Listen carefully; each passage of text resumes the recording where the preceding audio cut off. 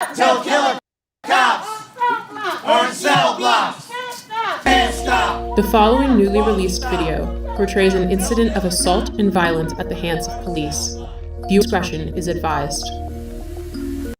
I suggest you back the fuck up.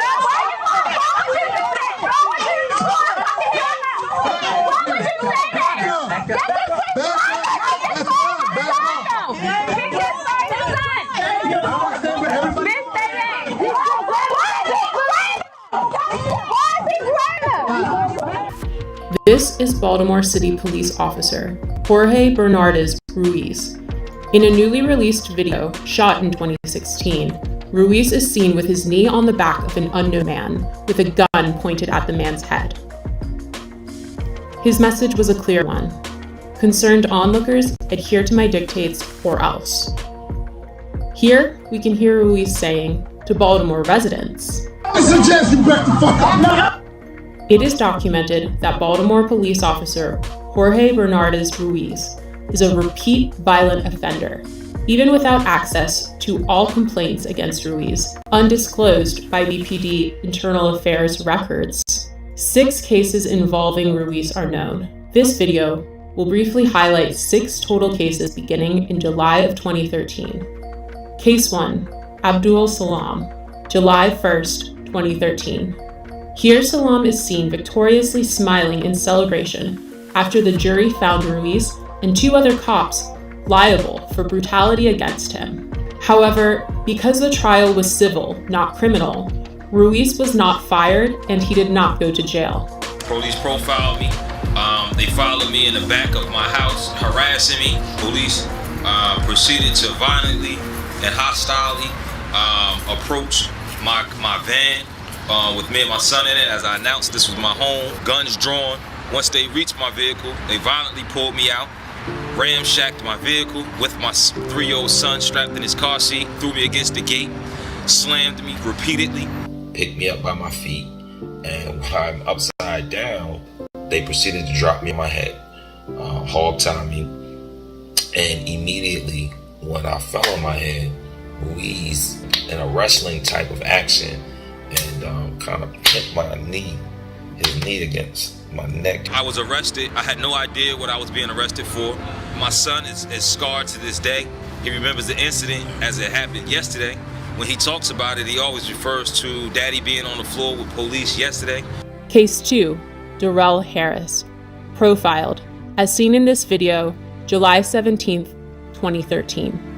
Yeah, Sid, what's wrong with it? Improper way with it. There's no such thing as an improper way. You gonna tell me my job, bro? I know the law. Are you gonna tell me the law? I know the law. You gonna tell me the law? I know the law. What's the problem? You giving me a ticket?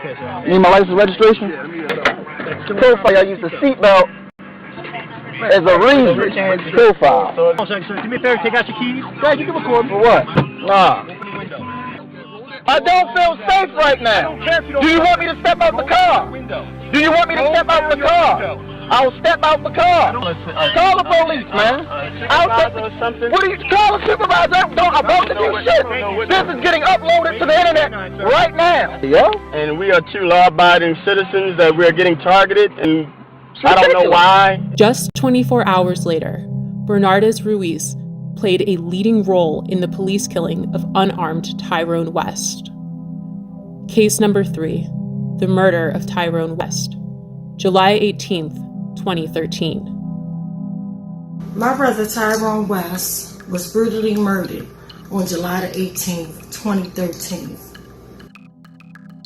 In both of these cases, when you look at the pleadings and the harsh language of these officers that have been quoted to me by reliable witnesses, the N-word. And Killer Ruiz and Killer Chapman and the rest of those 11 to 15 killers, including David Lewis, took something from my family that they can never give us again.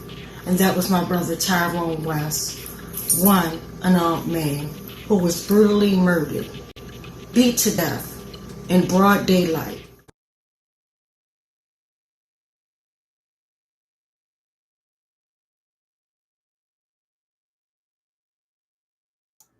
Mic check, mic check. This is West Wednesday 441. We are meeting weekly to protest against the Baltimore City Police Department in honor of Tyrone West, who was killed by the Baltimore police. We are calling for justice for his death and for all people who are brutalized by police. Mic check, mic check. Mic check. Mic check.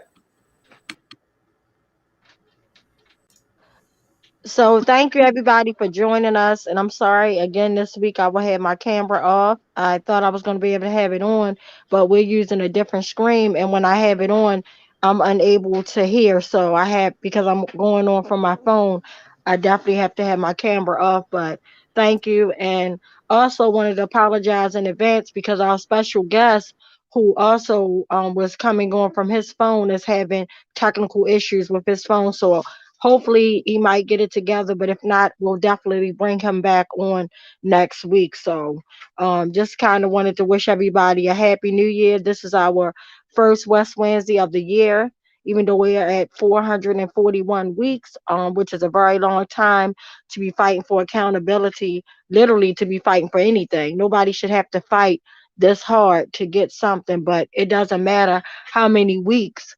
We're going to continue this fight nonstop until we get accountability for my big brother Tyrone West, but not just for him, but literally for all the victims. And as you saw in the video that we always play a lot, the Killer Ruiz, which was one of the first killers, even though it was 17 killers that was murdering my brother, this was the first one to actually have the first interaction with my brother. And to this day, you know, we're in the new year, he still has not been held accountable for his actions. And that is really disheartening. So, but it is what it is. But like I said, we're going to continuously fight, and not just for my brother, but for all the victims. We're going to fight for Anthony Anderson. We're going to fight for Timothy Flemings.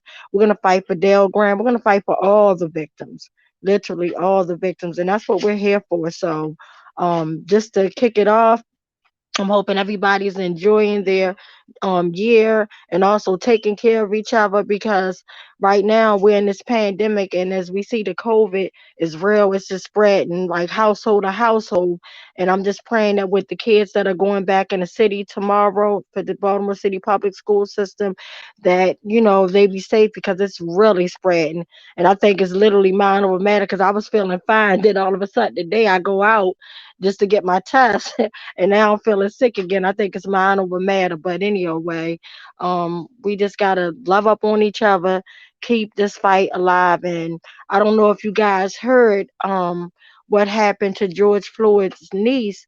Literally, she's in the hospital now, like fighting for her life, because their apartment, somebody like pretty much shot a bunch of bullets through their apartment, and I believe 2 adults was hit, as well as his 4-year-old niece, who literally have bones, her ribs, several ribs have been broken, and literally like she was shot while she was sleeping, and that's just horrible. So I'm praying again for George Floyd family, and I'm praying for all the families that are actually going through something, and literally to bring out New Year here in the city, and to have 2 teenagers actually murdered, and 3 of them actually, you know, shot, but 2 of them pretty much died. It's heartbreaking. So just praying for our city and just trying to figure out what's next. So just wanted to share that, and I'm going to check in with our West Wednesday panel and to see if anybody want to say anything, or see if we got any comments or questions. Mic check.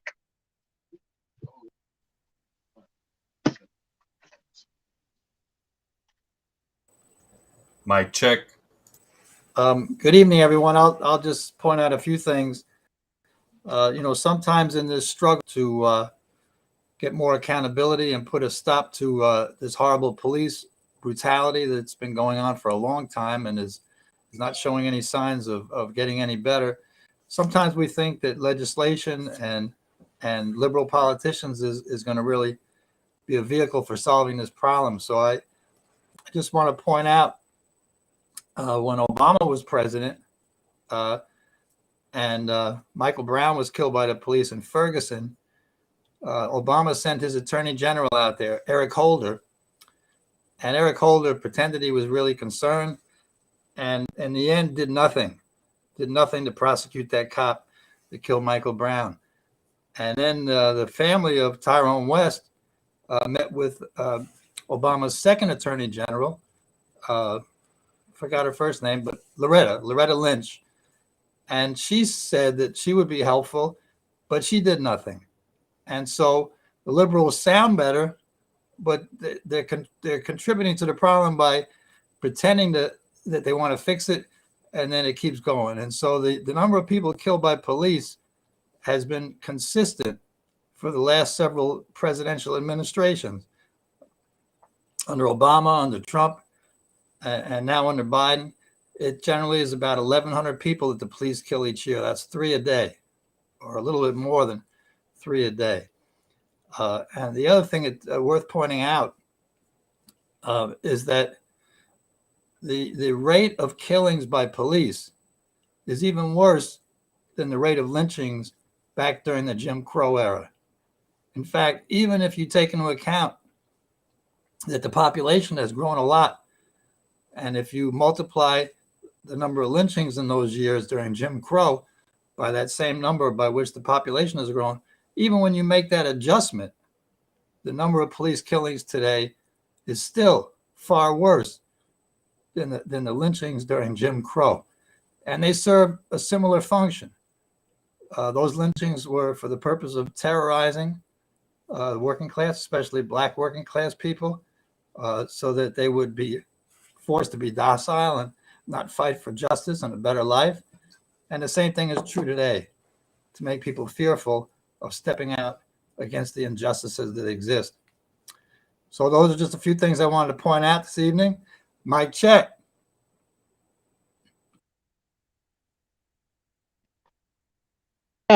Mic check.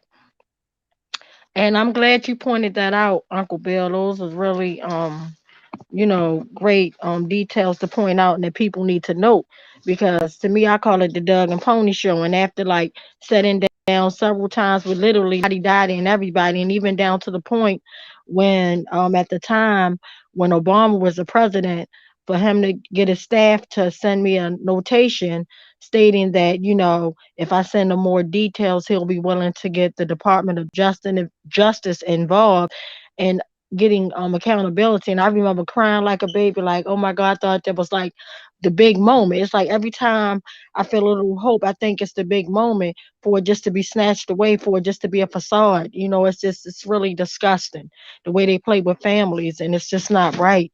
And I just want people to take note of that, especially with our new family that's going through this trauma.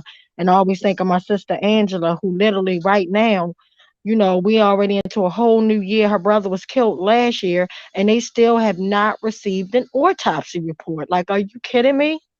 Like, how dare you treat families like this, and then they get away with it?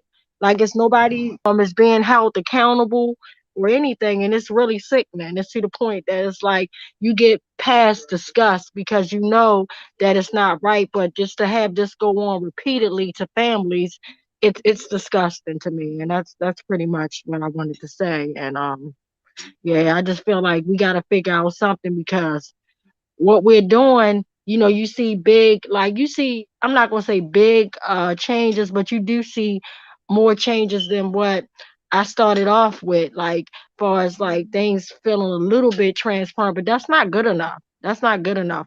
But like when I see in George Floyd case, when I see the killer who murdered him, he got held accountable, and I'm starting to see a lot of that, more than what we normally see, but it's still disgusting. That's just like a few, when you have so many people that are getting killed by law enforcement. And just recently we had somebody here in our city on Christmas Day literally gunned down. And then the way the media spins the narrative is if, first of all, they had reported, the first report that I heard, I don't know if you guys heard it, but the first report that I actually heard was saying that the victim pretty much shot at the police. And then now they're trying to say that the gun that he has couldn't even shoot. Like, it couldn't even shoot at all. Like, so you shot a man that was facing a mental health crisis, and he, even though he said, okay, I got explosives and anything, but you couldn't take him down without shooting him.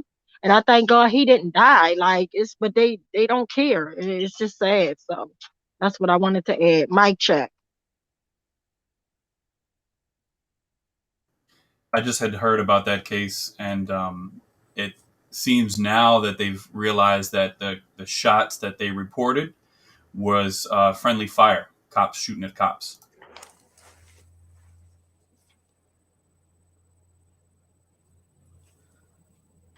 Wow. Yeah, I'll just add in one more thing. This goes back a little ways, but everyone here in Baltimore remembers when the Justice Department came in and did its investigation about policing, and their conclusion was that the policing was largely unconstitutional and racist. But if you look at that report, it's 100-something pages that they wrote up from the Justice Department. The last 4 or 5 pages are all about what they proposed as a solution. And their solution was what they called community policing. None of those pages mention Baltimore, and I have a sense that they put those 5 pages of similar material at the end of any investigation they did in any city about the policing. So when they say community policing, that has intrinsic in it the idea that the police would walk a beat, they would get to know communities, they would go to community meetings and play a helpful role. But scholars have studied those cities where they've instituted so-called community policing, and in reality, the policing continues essentially as it had been, and they give it a new name. And in fact, some of the scholars have a way of describing this process. They call it strategic buffering. So the point of that community policing approach is not to change anything, but to give the impression that they're changing something, and it's really more of the same thing. So that's a continuation of the point I made earlier, that liberal politicians and liberal Justice Department officials try to appear as if they're going to do something about this problem, but they are not solving the problem. We have to fight for that change. Mic check. Mic check. And again, Uncle Bill, you bring great points, and it's true. It's exactly what you said. It's almost like when you're watching a magic show and they're pulling this rabbit out the hat, and it's like you think you're seeing this, and you're like, "Oh my God, this rabbit!" And it's foolishness, and it's just sad that they get to do this. And then the crazy part, they always want to talk about all these reforms, but nobody wants to talk about accountability. And to me, accountability is putting these killer cops in cell blocks. We have a lot of things that's already on the books, but they want to keep on adding new bills, new laws, just anything, to just kind of calm us down and keep it moving. But yet they're still killing us. So it's disgusting. And I wanted to check in with our brother Marcellus to see if we have any questions or comments. Mic check. Mic check. Mic check. So no comments currently on Facebook. On YouTube, Smiley says mic check. Bruce says mic check. Good evening all. And I think there's a spam message for some reason that says VYNFYI, and it's some Russian name. Wow. Yes, I don't know what it means. Mic check. Mic check. Mic check. Mic check. And I want to check in with our sister Queen Angela. Would you like to say anything or add anything to the conversation? Mic check. Mic check. I wasn't really going to say anything, but I'm just sitting here listening. I'm already tired of talking. I'm just trying to think of my master plan right now. It's just beyond ridiculous. The police just keep killing and killing and killing, and it's more of mental health issues. And it's like they go out here and they don't know how to handle these issues, and the first thing they want to do is just shoot and kill. I'm just at a loss for words right now, because like I said, I'm just tired of talking. We're already 5 days in a year, and I don't know how many police killings there's been already. There was a lady killed here in Durham, North Carolina, just yesterday or today. Yesterday, They say she was hit, and the police shot her and killed her. It's every day. Every day there's a police killing, and I'm just tired. Mic check. You made some good points too, sis. Mic check.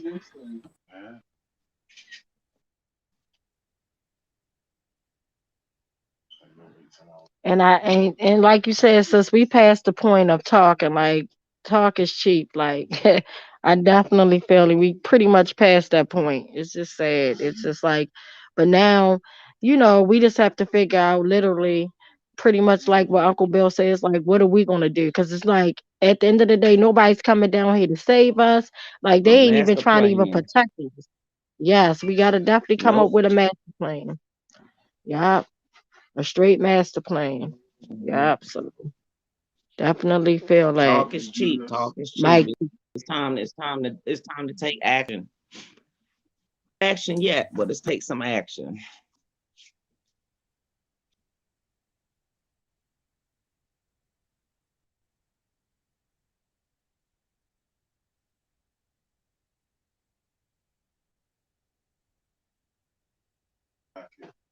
Absolutely, that's the truth. So I'm gonna check in again just to see if we have any more questions or comments before we go to the sad list. Mic check. Mike check. So, Hillary on Facebook says yes, Angela. We need to destigmatize mental health challenges. Policing is not treatment. Policing does not keep the peace. And on YouTube, AC Britt says I got rid of it. Bruce says thanks.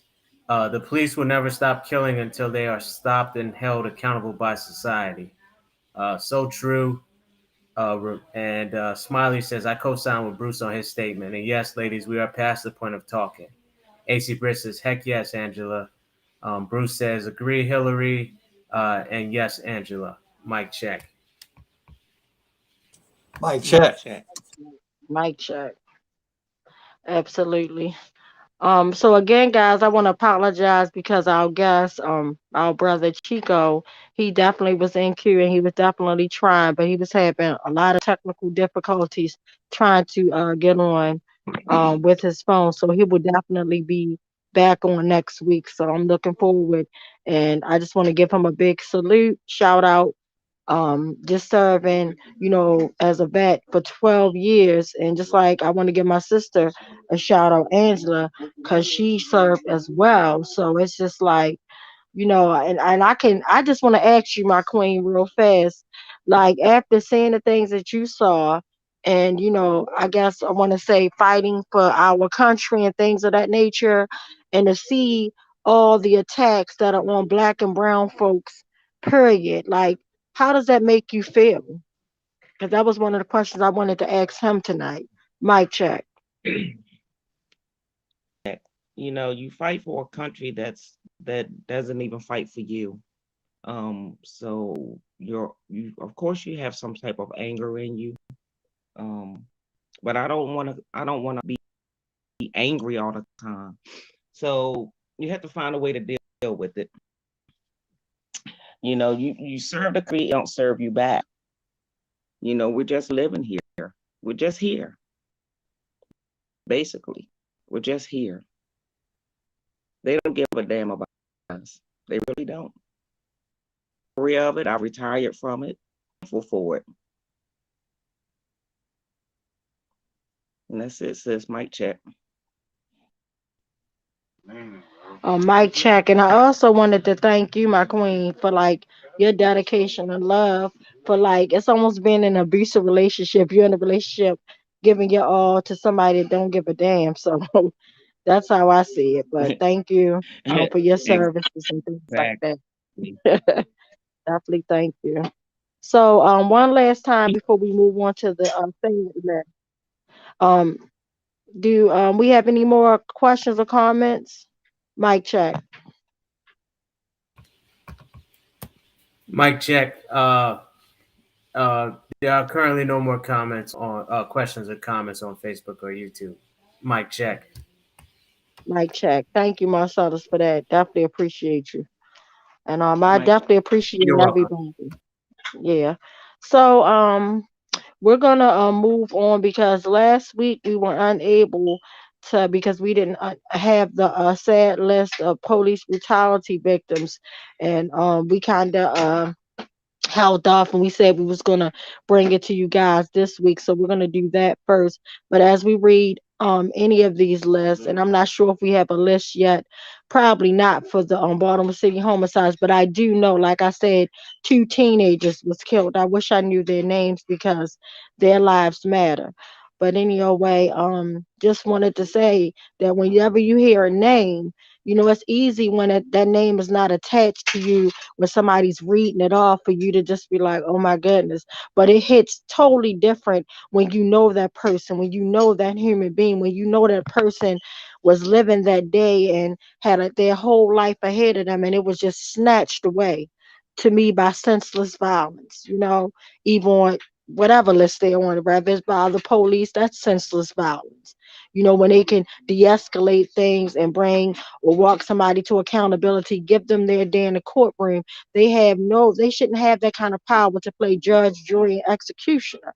It's just not right. So I just wanted to let you guys know, let's take 2 minutes of silence, just for all the victims, even if we don't have the sad list of the city homicide, just take 2 minutes of silence just to remember, just know that people are hurting right now. And then also, as before we read any of the sad lists, I want to give a virtual hug to my best friend Kira, because the last time when I came on here, I was asking you guys to pray for my dear sister, because we've been like friends for, since we were in pre-K together, and for her, literally, her mom passed away, and it's just so sad. And right now, she's in the process of planning a funeral, for next week. So if you pray, please keep my best friend Kara David in prayer. If just in thought or whatever you do, just please, and just keep all of the, people that are going through something in thought and prayer. So let's take 2 minutes of silence. Mic check.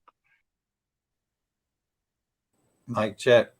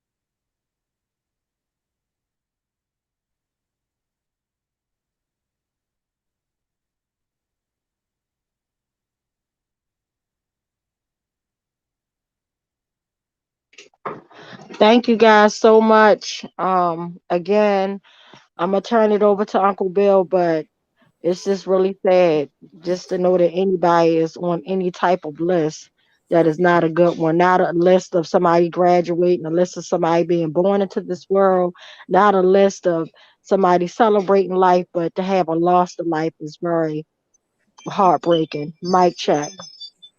Mic check. As people who watch West Wednesday know, Brian ordinarily reads the list of those whose lives were taken by community violence. He's not with us in the live stream this evening, but he texted in that there have been 12 homicides, 12 deaths in Baltimore since the last time we reported at West Wednesday, but the police have not released those names. I do have a list of people whose lives were taken, stolen is the better word, by the police around the country. And the dates that we're covering tonight are from December the 18th to the 23rd, those 6 days. We have not seen a list of anyone since that time. I'm sure there are additional victims, but we don't know them yet. But during those 6 days, I want to mention that 3 people were killed by the police on December the 21st. 4 were killed by the police on December the 22nd. And I'll now say the names, and if we're able to, technically, if you can repeat them and uphold the names of those whose lives were lost to police brutality, that would be very good. The first person was killed by the police in Charlotte, North Carolina on December the 18th. His name has not yet been released. Ashe. Ashe. Also on December the 18th, killed by police in Vineland, New Jersey, 20 years old, Joshua Gonzalez. Joshua Gonzalez. Killed by police on December the 21st. Thank you. Killed by police on December the 21st in Burton, Michigan, 23 years old, Brendan Pinkston. Brendan Kingston. Killed by police again on December the 21st in Savannah, Georgia, 45 years old, Sean Martin. Sean Martin. Also on December the 21st, killed in Rankin County, Mississippi, 42 years old, Robert Rushton. Killed by police on December the 22nd in Colorado Springs, Colorado, a man that has not yet been identified, Ashe. Ashe. Killed by police again on December the, thank you, on December the 22nd in, I think it's Unadilla, New York, 24 years old, Mark Belby. Mark Belby. On December the 22nd again in Fedotchi, Louisiana, 48 years old, killed by police, Jesse Gaither. Jesse Gaither. Again on December the, thank you, Angela. Again killed by police on December the 22nd in Battle Creek, Michigan, 44 years old, Brian Laxton. Brian Laxton. And the last person whose name we'll be upholding this evening, from Akron, Ohio, killed by police on December the 23rd, 58 years old, James Gross. James Gross. And as Tawanda always says, the tragedy doesn't end with the lives of these 10 people, but it's many families and many friends who are going to be grieving and traumatized for many, many years to come as a result of this horrible behavior by the capitalist police that are the thug men for this system. All right, mic check. Mic check. Well, thank you, Uncle Bill, for reading the names off. And I thank each and every last one of you guys for tuning in. And again, I apologize for not being able to see you guys. Like, we'll have you guys able to see me because we're using this live stream. But I promise next week is going to be the best week. So remember, live to love, love to live. And as we watch this video, just remember that our lives are important. We do matter. And like my sister said, we're beyond talking right now. So we just got to figure out what's the next move. You know, we just got to figure out the master plan, as my sister Angela so elegantly says. So just remember, live to love, love to live. I love you all. And I have one more thing to say. Oh, sure. Go ahead, Marcellus. I just wanted to remind everyone about the challenge discussion. We have the challenge discussion after West Wednesday, next Wednesday, where we will be discussing moving on to from this system that has caused us such hardship, pain, trauma, because the police act to sustain this system using violence and brutality to terrorize us. Mic check. Mic check. And thanks again for sharing that, Marcellus. So, as our brother Ben brought us in with the video, please just remember, keep in mind, look at that video and know that Ruiz is still working along with the other 16 killers. So we need to do something about that ASAP. So, but remember, live to love to live. I love you all. Mic check. Mic check. And Mr. West begging for his life.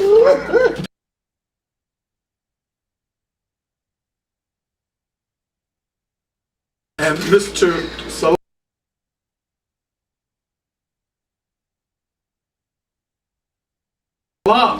begging for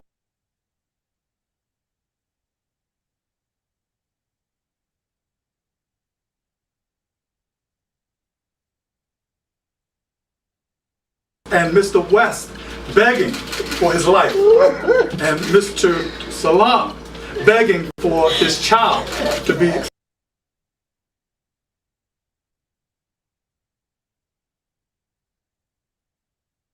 excluded and comforted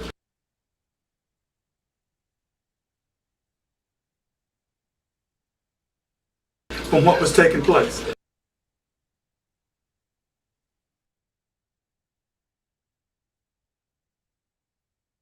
Not for himself, but his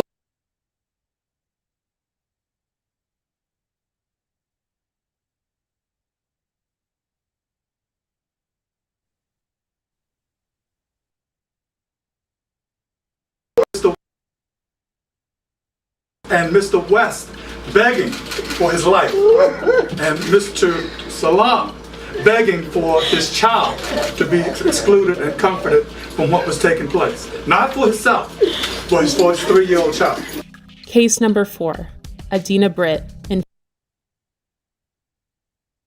family, September 10th, 2015.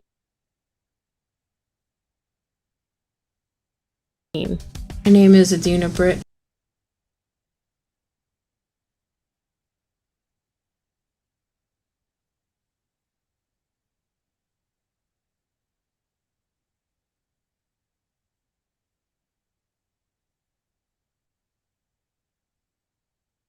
And I wanted to submit a 30-second testimonial that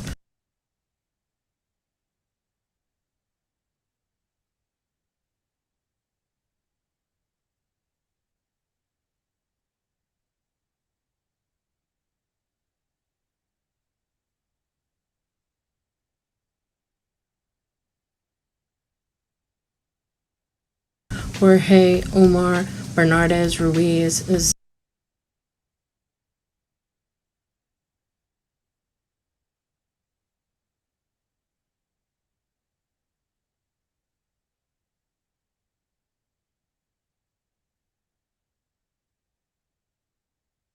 one of the 11 terrorists that came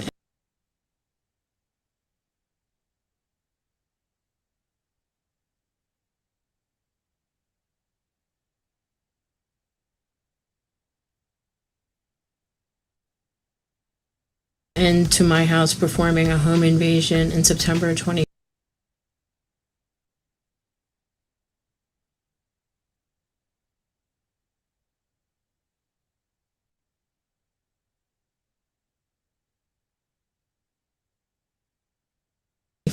Terrorizing my entire family and even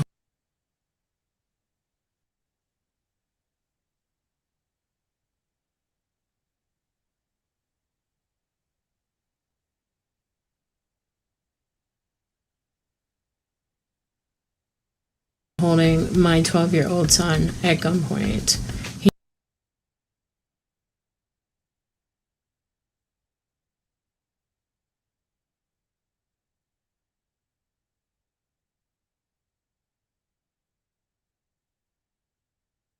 He needs to be stopped.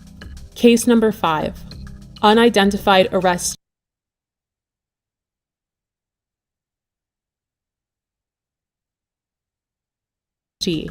Assaulted in 2016.